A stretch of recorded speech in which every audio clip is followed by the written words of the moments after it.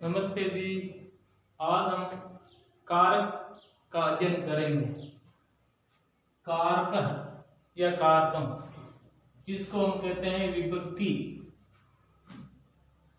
का प्रयोग। कारकम शब्द में क्रि धातु हनुल प्रत्यय से बना हुआ है। इसका होता है कर्ता का प्रयोग करने वाला। कारक की परिभाषा, कारक क्या होता है? क्रिया जनकम इति कारकम कथ्यते। जो क्रिया को उत्पन्न करता है, क्रिया को संपन्न करता है, उसको कारक कहा जाता है। कि वाक्य में क्रिया को सिद्ध करने वाले तत्व या घटक कारक कहलाते हैं। कोई भी वाक्य हो, उसमें कर्ता का सहयोग करने वाले, अर्थात कर्ता को क्रिया पूर्ण करने में सहयोग करते हैं, वही कारक कहलाते हैं। यानी क्रिया को पूर्ण करने में कर्ता का सहयोग करने वाले तत्व कारक कहलाते हैं।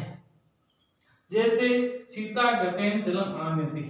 सीता कर्ता है, जल लाने की क्रिया कर रही है, तो सीता को जल लाने में जो तत्व सहयोग करते हैं, उन तत्वों के साथ कारक चिन्हों का संबंध होता है। सीता किससे जल ला रही है? घड़े से ला रही है, तो इसके अंदर कारक है, अर्थात विभक्ति का प्रयोग किया जाता है।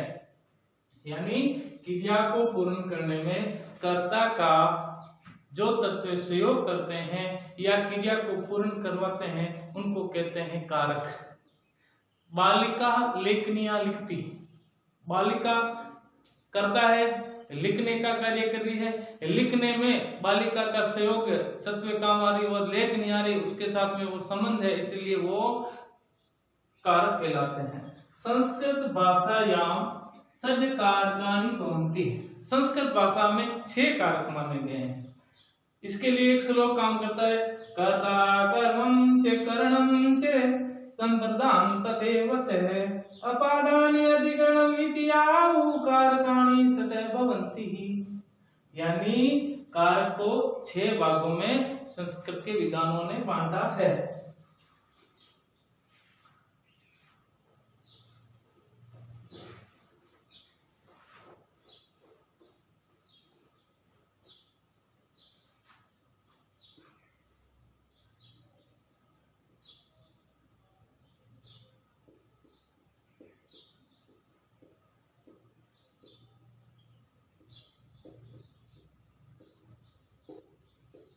कारकानि षट् भवन्ति।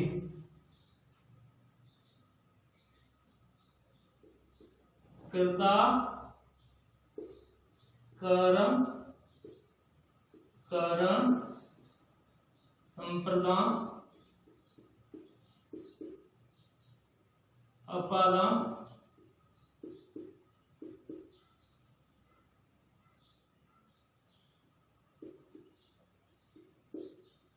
अधिकरण। यह संस्कृत भाषा में 6 कारक होते हैं। कर्ता कारक, कर्म कारक, करण कारक, संप्रदान कारक, अपादान कारक और अधिकरण कारक। और विभक्तियां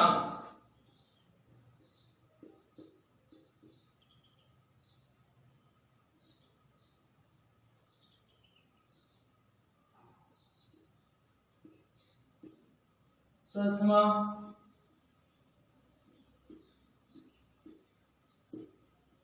द्वितीया,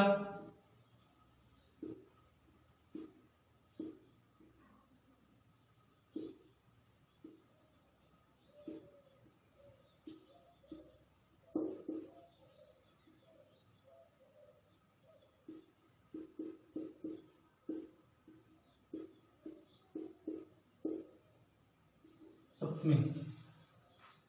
6 कारक माने गए। 7 विभक्तियां हैं। प्रथमा विभक्ति, द्वितीय विभक्ति, तृतीय विभक्ति, चतुर्थी विभक्ति, पंचमी विभक्ति, षष्ठी विभक्ति और सप्तमी विभक्ति। अब आती है इनके चिन्ह।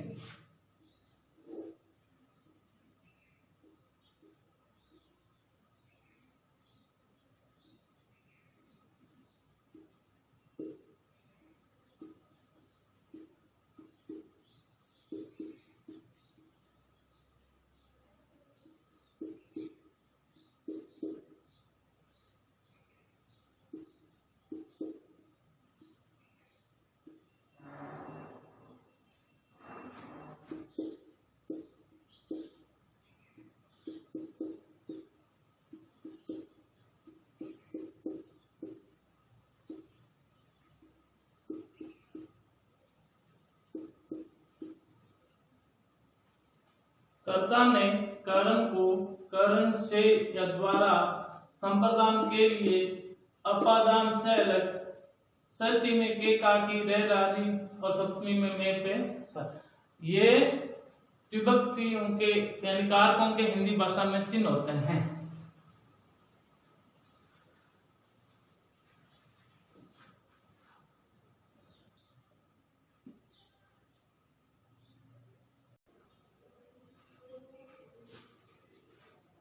एक वाक्य में सभी कारक अर्थात एक वाक्य में सभी विभक्तियां, एक वाक्य दिया उसको उसमें सारी विभक्तियां मैं समझा रहा हूं। अयोध्यायाः राजा नगरे कोशात् विप्राय हस्तम धनम ददाति, एक ही वाक्य है सारी विभक्तियां।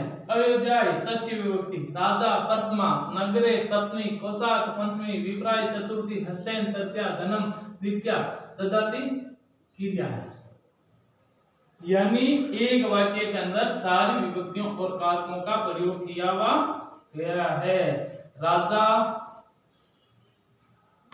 ठीक है, इस श्लोक के माध्यम से हम समझ सकते हैं अयोध्या है राजा नगरे कोशात् विप्राय हस्तेन धनम ददाति। तो ये सारी सातों के सातों विभक्तियां एक छोटे से वाक्य के अंदर पूरी हो जाती है। इसीलिए ये थोड़ा सा समझने की चीज है, इसके ऊपर ज्यादा पढ़ने वाली सिस्टम है नहीं। समझना है कि अयोध्या है राजा नगरे कोशात् विप्राय हस्तेन धनम ददाति, यानी एक लाइन में सारी सातों की सातों विभक्तियां इस प्रकार प्रयोग की गई है। अब हम पढ़ेंगे कर्ता कारक। कर्ता कारक में प्रथमा विभक्ति होती है। कर्ता कहते हैं किसको? क्रिया को करने वाला कर्ता कहलाता है। क्रिया को करने वाला कर्ता कहलाता है। जैसे राम पुस्तकम पढ़ती, राम पढ़ने का कार्य कर रहा है। पढ़ने का कार्य कौन कर रहा है? राम कर रहा है। तो इस क्रिया का करने वाला कौन हुआ? राम। जो क्रिया को करता है वो कहलाता है कर्ता। और कर्ता कारक में हमेशा प्रथमा विभक्ति का प्रयोग किया जाता है। लिंग, परिमाण और वचन, लिंग, परिमाण और वचन के साथ में प्रथमा विभक्ति होती है। लिंग यानी पुल्लिंग, स्त्रीलिंग, नपुंसकलिंग। लिंग बतलाने के लिए भी प्रथमा विभक्ति का प्रयोग किया जाता है। जैसे तट है तटी, तटम, पुल्लिंग, स्त्रीलिंग, नपुंसकलिंग। राम है लता, फलम, पुल्लिंग, स्त्रीलिंग, नपुंसकलिंग।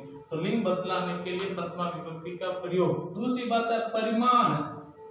परिमाण होता है माप या वजन, वहां भी प्रथमा विभक्ति होती है। द्रोणी, तो द्रोणी का होता है बाल्टी। मम समीपे एके द्रोणी वीर्य अस्ति, मेरे पास में एक बाल्टी चावल है। तो मात्रा कितनी? चावलों की मात्रा कितनी हुई? बाल्टी। तो परिमाण बतलाने के लिए या माप बतलाने के लिए प्रथमा विभक्ति। खारी, खारी का तो 16 बाल्टी के बराबर जो वजन होता है उसको बोलते हैं खारी।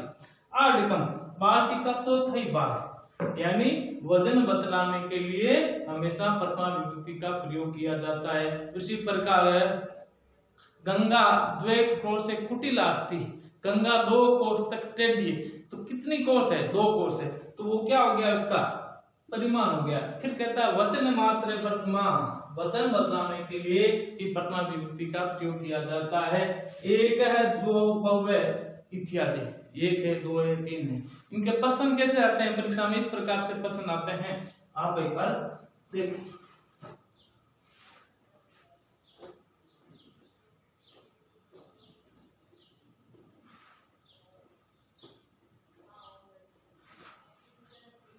प्रश्न आते हैं,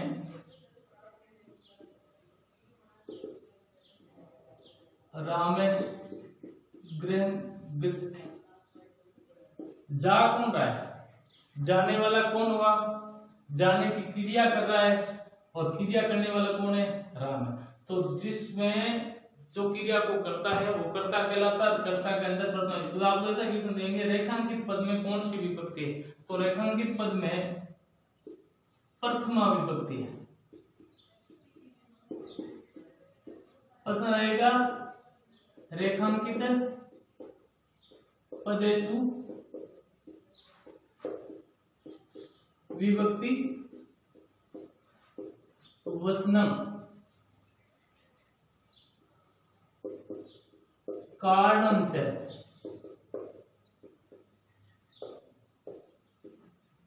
रेखांकित पद में विभक्ति या कारण लिखिए। तो रेखांकित पद है राम है, इसमें आपसे पूछा विभक्ति कौन सी है, प्रथमा। कारण क्या कुछ बताओगे आप, कारण, तो इसके अंदर आप कारण के रूप में आप बताओगे लिंग योग्य, ये बन गई इसकी विभक्ति और ये हो गया कारण। इस प्रकार से क्वेश्चन आएंगे तो ये हल करेंगे, ठीक है। उसके बाद में वाक्य में संबोधन की नादा है, संबोधन योग्य प्रथमा।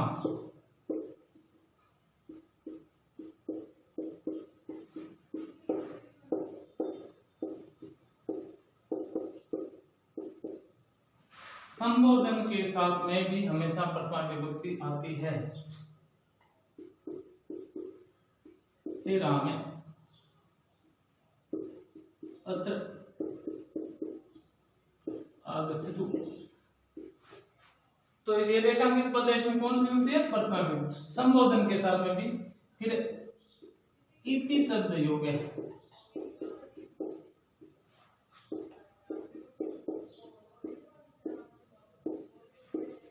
प्रथमा विभक्ति।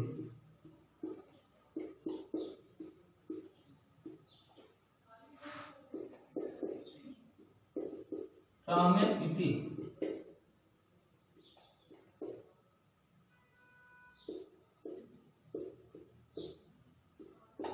तो इसमें कौन विभक्ति, प्रथमा विभक्ति। इस प्रकार से ये प्रथमा विभक्ति यानी कर्ता कारक हमारा पूरा हो गया।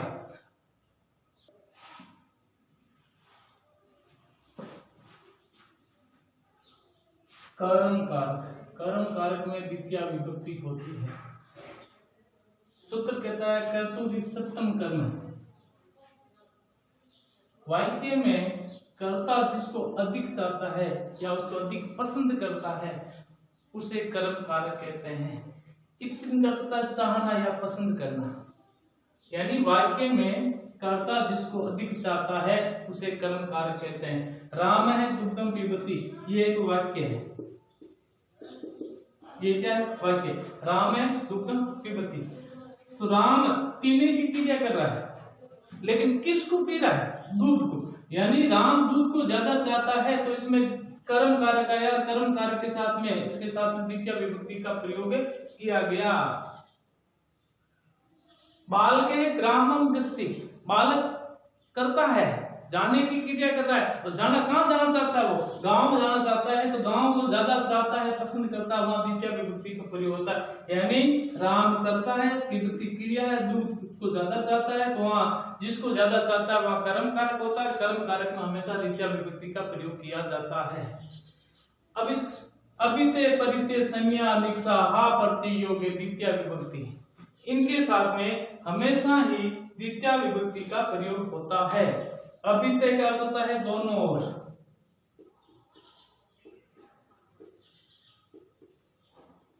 परिते चारों ओर, समी यानी पास,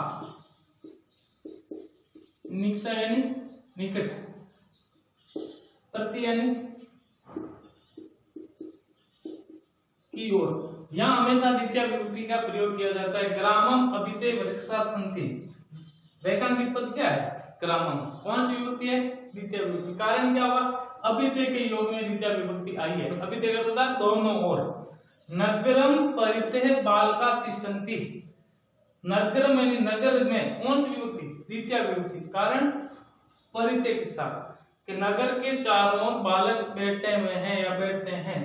राम है नगरम प्रति गच्छति, राम नगर की ओर जाता है, द्वितीय विभक्ति प्रति के योग में। विद्यालयम निक्सा उद्यानम अस्ति, तो विद्यालय में भी कौन सी विभक्ति है? द्वितीय विभक्ति। कारण क्या है? निक्सा। तो अपिते परिते समया निक्सा प्रति योग्य द्वितीय विभक्ति का प्रयोग किया जाता है। कर्म कारक में आगे पढ़ेंगे। उभयतयन दोनों ओर, सर्वतयन चारों ओर, दिक्यन धिकार, इनके साथ में भी द्वितीय विभक्ति आती है। विद्यालयम उभयतय या सर्वतय राजमार्गम अस्ति, विद्यालय में कौन सी विभक्ति है? द्वितीय विभक्ति। कारण क्या है? उभयतय या सर्वतय। जहां उभयतय और सर्वतय शब्द आ जाते हैं उन शब्दों के साथ हमेशा ही द्वितीय विभक्ति आती है। फिर दिक के साथ में लेकिन विकार, दुष्टान दिक है, दुष्टों को धिकार है, तो वहां भी द्वितीय विभक्ति। यह होगा दुष्टम दिक है, यहाँ भी द्वितीय विभक्ति। यहाँ एक वचन है, यहाँ बहुवचन है। वो आगे वाला सूत्र कहता है बिना यानी रहित, समय और स्थान की दूरी वाले शब्दों में द्वितीय विभक्ति का प्रयोग होता है। जलम बिना जीवनम न अस्ति, जलम बिना जीवनम न अस्ति, जलम में द्वितीय विभक्ति। कारण क्या है? बिना के साथ में। सरपंच दिनानि पढ़ती, 5 दिन से पढ़ रहा है, समयवाचक शब्द है। कितने दिन से पढ़ रहा है? 5 दिन से पढ़ रहा है, तो यहाँ भी द्वितीय विभक्ति। फिर है स्थान की दूरी, कि नदी क्रोध से कुटिलास्ती, कि नदी है वो कोस भर टेढ़ी है, तो ये कोस क्या है? दूरी है। दूरीवाचक शब्दों के साथ में भी द्वितीय विभक्ति आती है, स्थानवाचक शब्दों के साथ भी द्वितीय विभक्ति आती है, दिक के साथ में भी द्वितीय विभक्ति का प्रयोग। इसके अलावा संस्कृत की 16 धातुएं ऐसी होती है जिनके साथ में हमेशा ही द्वितीय विभक्ति की आती है, चाहे वाक्य कैसा हो, कर्ता कैसा हो, क्रिया कैसी हो, कुछ से लेना देना नहीं।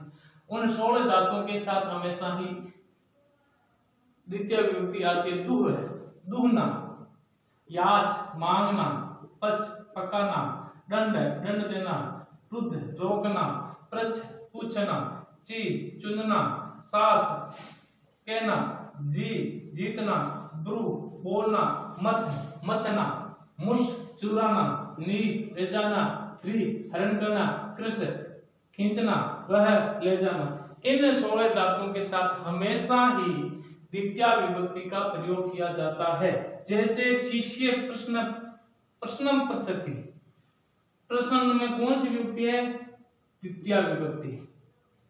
कारण क्या है?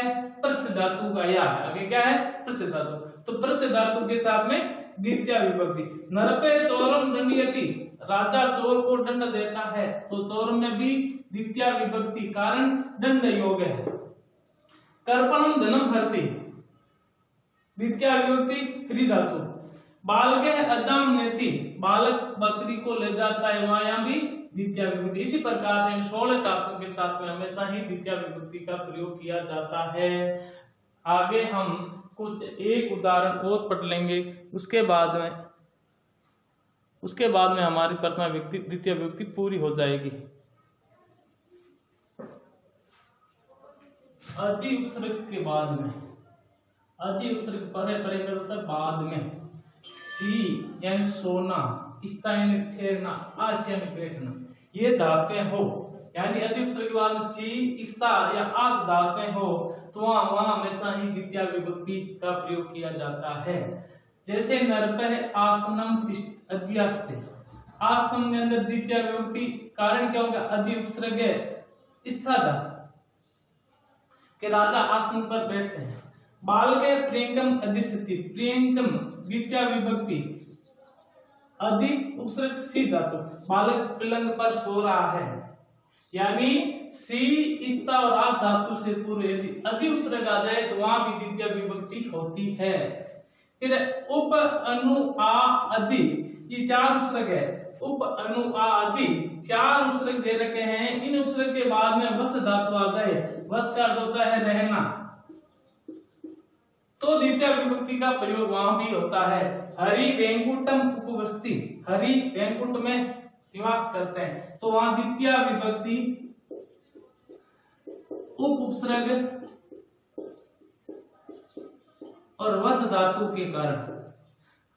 हरि वेंकुटम अनुवस्ति, उसमें भी अनुस्रक वस धातु। हरि वेंगुटम अधिवस्ति, इसमें भी द्वितीय विभक्ति का प्रयोग किया जाता है। इसी प्रकार से ये हमारा कर्म कारक पूरा हो गया है। कर्म कारक में द्वितीय विभक्ति का प्रयोग किया जाता है। सारे नियम हमने पढ़ लिए। अब आगे वाला वीडियो आए तब तक इस वीडियो को बिल्कुल एकदम लाइक करें, आपको अच्छा लगे तो कमेंट करें और इसके चैनल को सब्सक्राइब करें, और आगे वाला वीडियो उसके अंदर आगे वाले कारक हम पढ़ेंगे।